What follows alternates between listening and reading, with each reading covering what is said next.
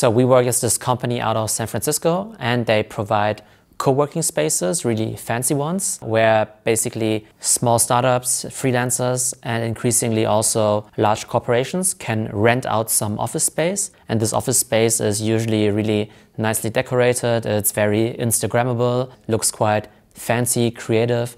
There's really this distinct WeWork look that is instantly recognizable. And so people really, feel at home there. I think people really enjoy working at WeWorks.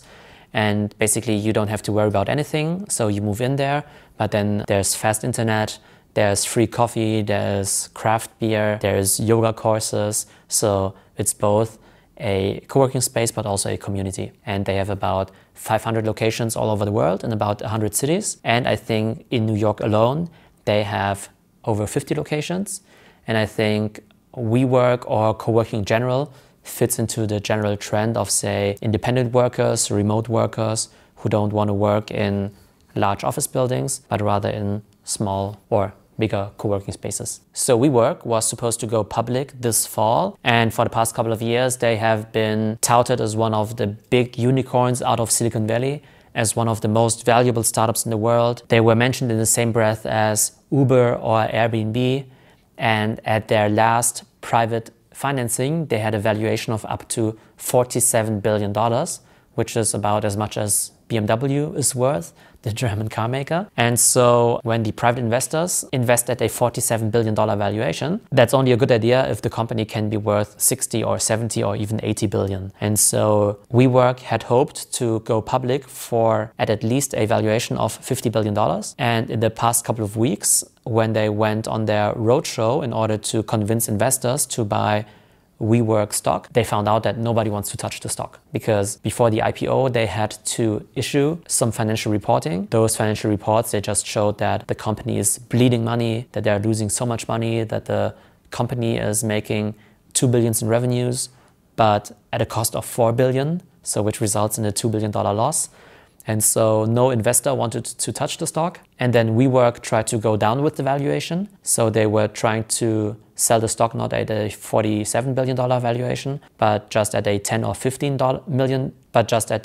$15 billion valuation. But even at that lower valuation, nobody wants to touch the stock. So the stock is kind of toxic, and it seems that they won't go public this fall. So it's interesting that WeWork is losing so much money, because most people would say that it's really expensive. So when you just want to rent a small desk at WeWork as a freelancer, you will pay up to $400 a month. And basically you just have like 1 square meter of space.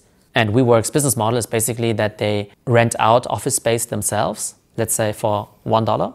And obviously they're trying to generate $1.50, $2 out of that. I think spaces in the WeWork are in high demand. So I think that they don't have like a overcapacity problem probably, but it just costs them too much money in order to renovate the spaces, because they will rent out like regular office buildings or even very old ones. And then they have to make them cool and fancy. And so this kind of renovation work costs a lot of money. Then they have to spend a lot of money on marketing in order to fill the seats. And they're also working with brokers, and they have to pay very high fees to the brokers in order to fill up the spaces. So it seems to me that even though the demand is there, the cost of running such a co-working space is way too high, both in terms of renovation cost and also marketing cost. WeWork's founder, Adam Neumann, has also been in the center of the controversy, because now there's a lot of background stories coming out about his very eccentric behavior. And it seems that he's some kind of, megalomaniac. So he's kind of crazy and thinks he's like the savior of the world, or he says that he wants to become the world's first trillionaire. So trillionaire means having $1,000 billion. That would be 10 times as rich as Bill Gates or Jeff Bezos. So he's very money driven. Because he's so money driven, he also was involved in a lot of shady deals with WeWork itself. So for instance, the parent company of WeWork is now called the We Company. So it's kind of the holding. Adam Neumann had secured the rights to the name We. And so he sold the name We to WeWork for about $6 million. And Adam Neumann also owns some of the buildings where WeWork is a renter. So he makes money by giving out those really long-term rental contracts to his own company, WeWork. And then at the same time, he cashed out some of his stock for hundreds of millions of dollars, which is usually quite a bad sign, because obviously this doesn't show a lot of faith in the company by the founder himself, if instead of holding on to the stock, he just wants to get rid of it and sell it before maybe the stock price goes down. There's so much conflict of interest within there that there's very little trust in Adam Neumann at the moment. One other party that is quite interesting here is the company called Softbank. And Softbank is one of the largest venture investors in the world. So they run the so-called Vision Fund, which is a venture capital fund with over $100 billion. And this is super, super large because regular venture capital funds are only a couple of $100 million or maybe $1 billion. And this is like the biggest fund in venture history ever. And Softbank has been involved in some of the biggest venture deals in the past couple of years. And so they're very famous for investing lots of money at crazy valuations in companies such as WeWork or Uber. And it seems to me that they won't make money out of them because the valuations were just so high. And just, I think at the beginning of this year, SoftBank invested like $1 or $2 billion at a $47 billion valuation in WeWork. And now if the company doesn't go public or only goes public at a $10 or $15 billion valuation, then obviously SoftBank will lose a lot of money. And so I think it's kind of like SoftBank has been building up this house of cards in the past couple of years with those unrealistic valuations and those big investments.